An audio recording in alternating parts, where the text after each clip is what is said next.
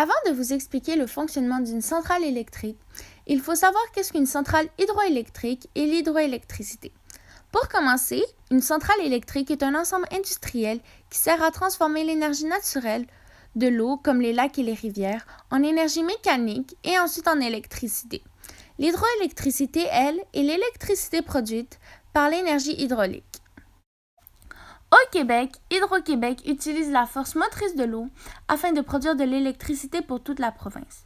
Mais pour utiliser la force motrice de l'eau, il faut avoir un bon débit d'eau et avoir une bonne hauteur de chute.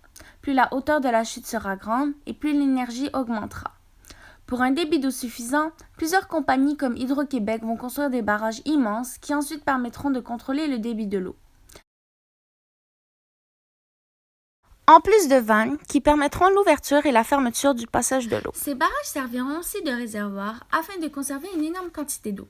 Les réservoirs selon Hydro-Québec permettront de répondre à la demande en ayant toujours des surplus.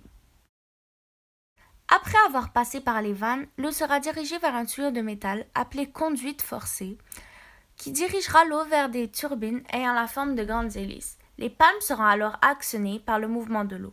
Chaque turbine est reliée à un alternateur. Pour ceux qui ne savent pas, qu'est-ce qu'un alternateur? Un alternateur est une génératrice qui permet de produire un courant alternatif.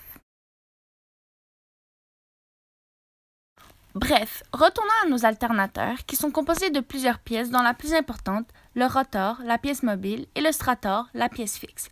Le rotor est la partie constituée d'électroaimants qui est fabriquée à l'aide de fils entourés autour d'un noyau métallique.